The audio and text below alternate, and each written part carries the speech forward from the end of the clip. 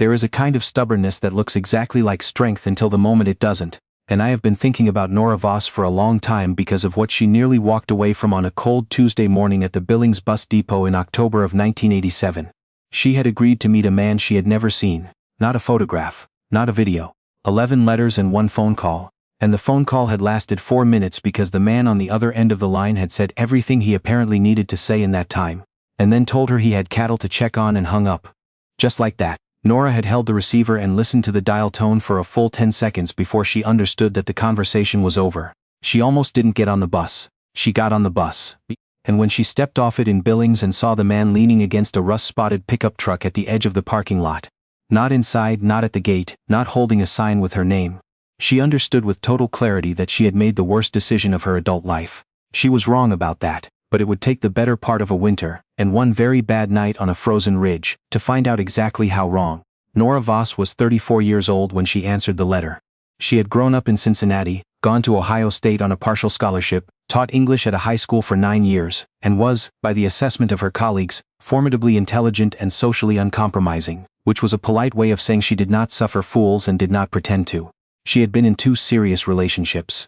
Both had ended the same way, with the man in question telling her she was exhausting, by which they meant she had opinions, argued back when she believed she was right, and refused to perform the kind of soft agreement that some men still expected from women in the 1980s, even when they would never have admitted to expecting it. By 34, Nora had stopped looking. Not bitterly, more like a person who has searched every drawer for a lost key and finally decides to just go out without it. The letter came through a cousin who knew someone who knew a rancher in eastern Montana, who had apparently been asking around in a half-embarrassed way about whether anyone knew a woman worth writing to. The cousin passed the letter to Nora as a joke. Nora read it as a joke. Then she read it again. The letter was 2 pages handwritten and it was not what she expected. Most men in her experience presented themselves. This man, whose name was Reed Callahan, described his situation. He had 400 acres in Carbon County. He ran cattle primarily with some hay operation on the side. His wife had died 3 years ago. He had a dog named Walter who was, he wrote, an excellent dog if you don't count the sheep, which I've mostly stopped counting. He said he was not looking for a housekeeper and not looking for company's sake. He was looking for someone to argue with at dinner, because he had been eating alone for 3 years and had started arguing with the radio instead, which was, he wrote, increasingly unsatisfying since the radio never changes its position. Nora laughed out loud at that. Alone in her apartment on a Wednesday night, she laughed out loud at a letter from a stranger. She wrote back. His second letter was better than his first. He asked her what she thought about the farm crisis that was gutting rural America, and whether she believed the federal government understood what it was doing to the people who actually fed the country. He had views on this and stated them plainly. She disagreed with 2 of his points and explained exactly why. His third letter disagreed with her disagreement, and he was right about one of the 2 points and she told him so. And his fourth letter said, "Good, you don't just fold," which she found both annoying and reassuring in equal measure. Over 11 letters and 4 months, Nora Voss did something she had not planned on doing. She began to care what Reed Callahan thought. Not about herself. About things. About the drought. About whether small ranches could survive what the decade was doing to them. About a hawk that had taken up residence on his fence post, that he described in one letter with a precision that surprised her. The exact color of the wing bars, the way it held itself in wind. She formed a picture of the man from the letters. The picture was incomplete, as all pictures formed from letters are. But it was vivid and it was specific. It had a voice in it, a dry, unhurried voice that took things seriously without dramatizing them. It had hands that knew what they were doing. It had a mind that kept moving. What it did not have was a physical appearance, because Reed Callahan had not sent a photograph and she had not asked for one.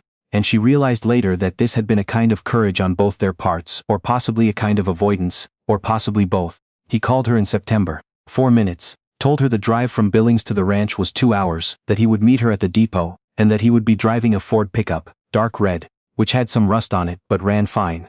He said ran fine with the particular emphasis of a man describing something he fully intended to drive for another 15 years regardless of what it looked like. Then he said he had cattle to check on. Then he hung up. Nora stood in her apartment holding the receiver and thought, I have been corresponding for 4 months with a man who is apparently incapable of normal human endings to phone conversations. She put the phone down. She went and looked out the window at Cincinnati. Then she went and started packing a bag. Because she had already decided to go, and whatever the phone call had been, it had not changed that.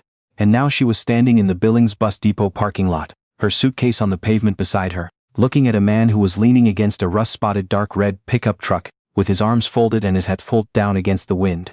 He was taller than she had imagined, which was neither good nor bad, just surprising. He had not shaved in what appeared to be several days. His coat was canvas faded, the kind that has been washed so many times it has given up trying to retain its original color. He was chewing something. He did not wave. She walked toward him because there was no one else it could be. When she got close enough, he straightened up and took off his hat briefly and put it back on. "Nora," he said. "Read," she said. He nodded at her suitcase. "That all you brought?" "I wasn't sure how long I was staying," she said. Something moved across his face, not offense. Something more measured. He picked up her suitcase and put it in the bed of the truck without comment, and she got into the passenger seat and he got behind the wheel, and they pulled out of the parking lot into the gray October afternoon. She did not know yet that Reed Callahan had driven 2 hours to get there and would drive 2 hours back, and had, before he left that morning, cleaned the kitchen, changed the sheets in the spare room, and put a new bar of soap in the bathroom, all without mentioning any of it to anyone. She did not know that he had read her letters so many times that the paper had gone soft at the folds. She did not know any of this yet. What she knew was that the man beside her had not said a word since they left the parking lot, and that his truck smelled like hay and diesel, and that outside the window eastern Montana was unrolling itself in shades of brown and gray and amber, that she had no frame of reference for, having grown up where the landscape had trees in it. She thought about the letters. She thought about the argument they'd had in writing about agricultural subsidies, which she had partially lost and partially won. She thought about the hawk on the fence post. She looked at the man beside her and thought, "I cannot tell anything about you from looking at you." Which is not a comfortable thought when you are 2 hours from the nearest city, and your suitcase is in the back of someone's truck. She said, "You didn't mention you had a beard." He said, "You didn't ask." "I didn't ask because I assumed you would mention it." "It's a beard," he said, "not a political position."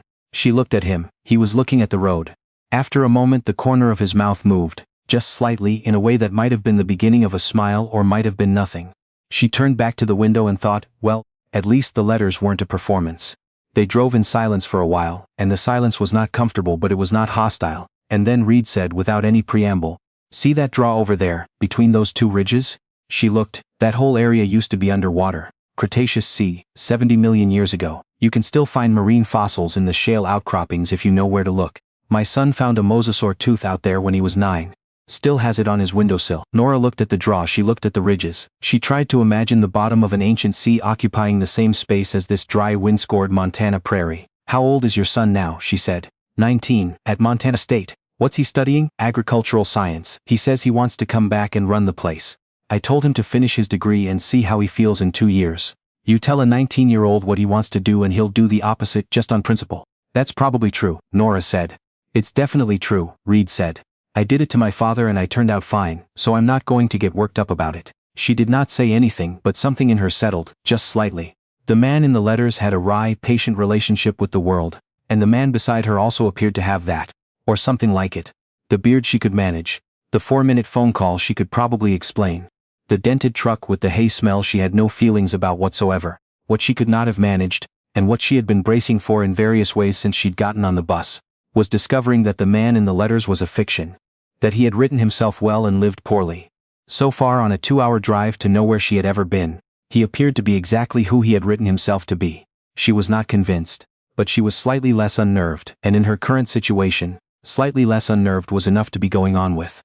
The ranch was at the end of a gravel road that turned off the county highway and ran between two fence lines for what felt like a mile before the house appeared. The house was not what she had expected, though she had not exactly expected anything specific. It was a farmhouse, square and plain, with a covered porch and a storm door and 2 large windows facing south to catch the light. There was a barn, red, that had been recently painted on the near side and not recently painted on the far side, which gave it an odd two-toned look. There was a dog. The dog was large and the color of old straw, and it came off the porch at a run and went directly for Reed's door, and then appeared to notice Nora and stopped and sat down and looked at her with the focused, professional attention of an animal that takes the arrival of strangers seriously.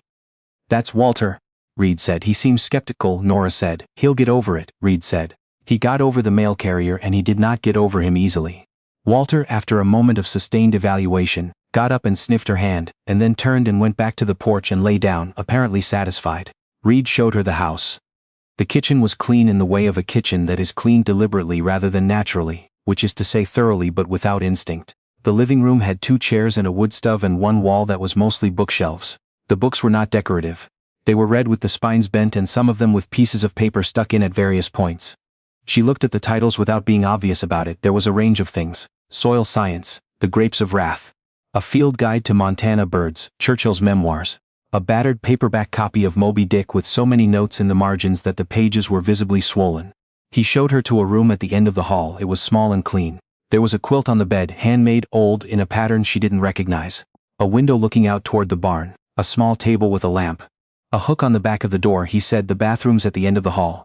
There's a latch on this door. I want to be clear about what this is and what it isn't. We are two people who have been writing each other letters, and that's what we are so far. The rest of it goes at whatever pace it goes. No pressure from me." Nora looked at him. He was looking at the quilt, or possibly at the window. He was not looking at her with any expression that sought anything. She said, "Your wife made that quilt." It was not a question. She did not know why she knew it, except that the quilt had that quality. It had been made by someone who had intended to keep it, and kept by someone who could not bring himself to put it away. He said, "Yes." She said, "You could have put something else in here." He said, "I know, I thought about it. But she made it for this room and I didn't see the sense in pretending she hadn't." Nora did not say anything for a moment. Then she said, "I think that's the right call." He nodded once and left her to unpack. She sat on the edge of the bed in this room she did not know, in a state she had never been to, and listened to the wind outside and thought, with great clarity, "I have no idea what is going to happen here." Which was not, she realized, as alarming as it should have been. She had arrived expecting to discover that the man in the letters was an exaggeration. Instead, she had discovered that he was abbreviated. The letters had shown her the parts of him that translated into language. The parts that didn't translate: the quilt on the bed, the two-toned barn, the dog with the professional suspicion, the way he'd said she made it for this room. Those were already telling her something that the letters hadn't gotten to yet. She did not write to her mother that night, saying she was coming home, but she was not ready to say she wasn't, either. The first real test came in the second week. Reed ran his operation with a hired hand named Pete, who came 3 days a week, and a set of practices that he had developed over 20 years, and which he applied with the certainty of a man who has learned things through damage. He was not inflexible about most of them, but he was inflexible about the ones that had cost him something. Nora, within her first 10 days, had reviewed his accounts. She had not asked to review his accounts. He had left them on the kitchen table while he went out to check a water line. And she had looked at them the way she looked at anything left in front of her, with her full attention. And what she found was that he was operating on a system that had been invented sometime in the 1970s, and never revised, and it was costing him in 3 specific places, that were not large individually, but were collectively meaningful over a year's time. When he came back in, she said, "Can I show you something?" He washed his hands, sat down, she showed him. He looked at it for a long time without speaking. She had seen this response in the classroom, the silence of someone working through something and not wanting to perform the process out loud. She waited. He said, "How'd you get to that number?" She showed him. He said, "That's right." She said, "I know." He looked at her. There was something in his expression that she could not quite read. Not defensiveness exactly, but something close to it, something that was working through whether to be defensive and deciding not to. He said, "You want to keep the books?" She said, "If you want me to." He said, "I just told you you're right and I'm wrong." "Yeah, I want you to." She kept the books. Within 2 months she had renegotiated his feed contract and restructured how he timed his cattle sales relative to the seasonal price curve, neither of which he had argued with once she'd shown him the reasoning. He had looked at the numbers, asked 2 or 3 sharp questions, and then said, "All right," and meant it. He told Pete one afternoon, not knowing Nora was on the other side of the barn wall, "She's the best financial decision I ever made. She pays better attention than I do and she doesn't care that it bothers me." Pete said, "Does it bother you?" Reed said, "No, that's the thing. I thought it would. It doesn't." Nora stood on the other side of the barn wall and thought about that for a long time. The thing that she had been waiting for. The other Reed, the one who would eventually tell her she was too much, too direct, too argumentative, too certain, that Reed was not arriving. She had packed for him metaphorically. She had a whole emotional suitcase ready for the moment he appeared. He was not appearing. What was appearing instead was a man who, when she told him he was wrong, said, "Show me," and when she showed him, said, "All right." And when she took over something he had always done himself, said, "Good." Not performatively. Not in the way of a man who has decided that demonstrating openness is attractive. In the way of a man who had long ago decided that being right mattered less than doing things correctly. She had been afraid of marriage in the way she had always been afraid of it, as a slow reduction, a gradual narrowing. She was beginning to understand, sometime around the 6th week, that Reed Callahan had no interest in reducing her and that this was not a performance or a tactic. It was simply how he was.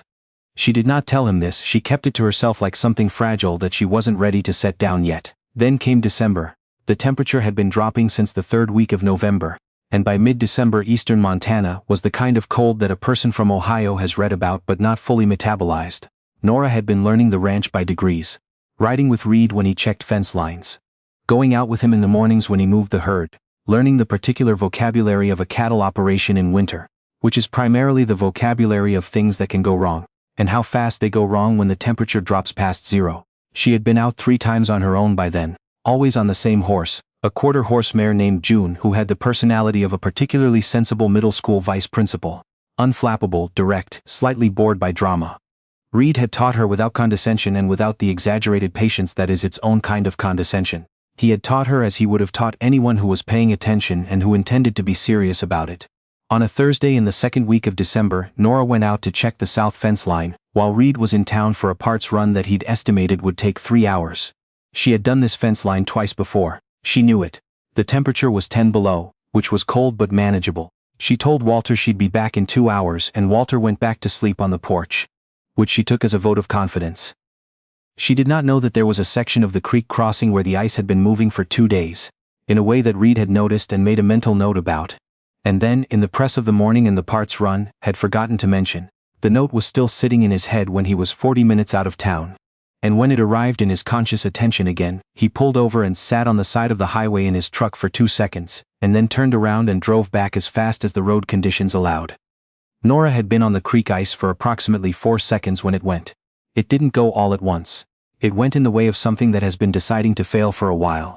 A sound first, a deep, structural sound that she felt more than heard, and then June lurched sideways and forward, and then they were both in the water, and the water was a cold that she had genuinely not known was possible. She got out. June got out. The mare hit the bank with all 4 feet and scrambled up and was already moving away before Nora had fully processed what had happened. She was wet to her waist and her hands were already losing sensation. And it was 10 below and she was by her estimation 4 miles from the house. She started walking. She knew, because Reed had made her learn these things and she had taken the learning seriously, that wet at 10 below, for 4 miles was not a calculation that worked out well. She knew the signs to watch for. She kept walking. She was still thinking clearly, which she understood was temporary, and she intended to use the clarity she had left. She got 2 miles. The thinking had started to slow somewhere in the last half mile, gone from fast and sharp to something more like waiting. And she had recognized this too and kept going anyway, and then she sat down. She did not decide to sit down. Her legs decided and she sat in the snow beside a fence post and looked at the sky, which was an extraordinary color, she noticed. A blue so deep it was almost violent. She heard the truck before she saw it. He had not taken the road. He had come across the pasture in the dark. It was not dark, it was mid-afternoon, but the light was going early the way it does in December in that country. And he had driven to where he knew she would be if she had gone out on the south fence line and come back by the creek crossing, which he knew she would have done because it was the sensible route, and Nora was nothing if not sensible. He found her by the fence post and he was out of the truck before it had fully stopped. He did not say anything. He got her up, he got her to the truck, he had a wool blanket behind the seat, which he put around her, and he ran the heat full and drove back to the house at a speed that June, who was already at the gate, appeared to find alarming. Inside, he got her out of the wet clothes. Matter-of-factly without awkwardness, as a man who understands that there are situations where there is no room for self-consciousness. He wrapped her in blankets and he sat on the floor beside the wood stove, with her pulled against him, his arms around her from behind, sharing heat in the direct and practical way that is the only real treatment for what her body was doing. She shook for 40 minutes. He did not move. He did not speak either, not for a long time, and she was grateful for that because she did not have anything to say, and did not have the capacity to manage anything being said to her. She just shook and he held her and the wood stove put out its steady heat, and Walter lay against her other side with the gravity of a dog who understands that something has happened and intends to help. When the shaking finally slowed, she said, "You came back." He said, "I remembered the ice, I should have told you." She said, "I should have checked it." He said, "We both missed it, that's how it goes." She was quiet for a moment, then she said, "When I got off the bus in Billings and I saw you, I thought I had made a mistake. The beard, the truck, the way you just stood there. I thought, I don't know this person. I thought I'd written letters to someone and this was someone else." He didn't say anything. She said, "You knew, didn't you?" "You could tell," he said. "You've got a face that tells the truth whether you want it to or not." She said, "You didn't say anything." He said, "What was there to say? I knew who I was, I figured you'd figure it out." She turned her head, just slightly, to look at him. He said, "Letters tell you a lot, not everything. The rest of it you have to be around for." She said, "I was wrong about you." He said, "You were wrong about what you saw, what you read was right." She thought about that. She thought about the letters, all 11 of them, The arguments about subsidies and the hawk on the fence post and the dog who was excellent except about sheep. She thought about the quilt on the bed in the spare room, and the two-toned barn and the way he'd said, "She made it for this room." She thought about the way he'd looked at her numbers and said, "All right." She said, "I regret every assumption I made in that parking lot." He said, "Good. You're warm enough now to walk to the kitchen?" She was. They had dinner that night and argued about whether the drought policy being proposed in Washington made any sense for operations like his. And Reed was right about one part of it, and Nora was right about the other part, and they both knew they were right and said so, and neither of them backed down until they'd each proved their point, and that was, she understood, exactly what his letter had advertised. She did not go back to Cincinnati. Gunnar Holst and Delia Marsh, a rancher she'd known from the next county and a schoolteacher friend of Nora's cousin, came to the wedding the following June in a church in Billings with 37 people in it, most of whom were Reed's neighbors and none of whom had initially understood what he'd been thinking, and all of whom came around fairly quickly once they saw the way the two of them talked to each other over the reception dinner, which was the kind of talk that looks like arguing to people who don't know the difference.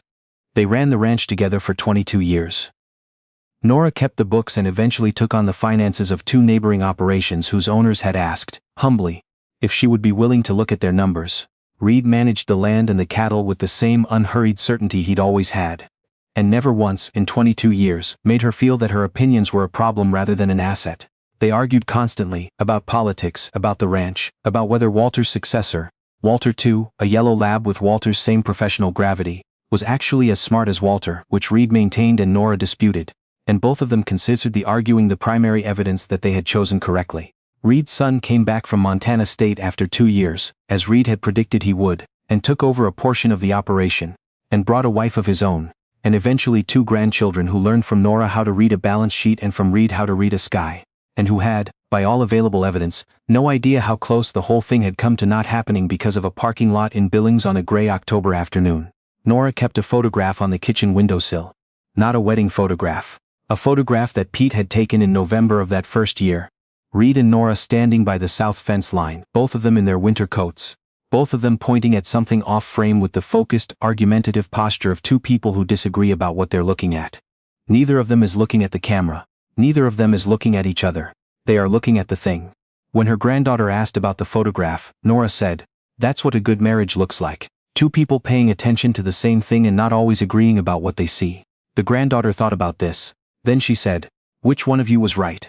Nora said, "About half the time, each of us." Reed Callahan died in 2013. He was 71.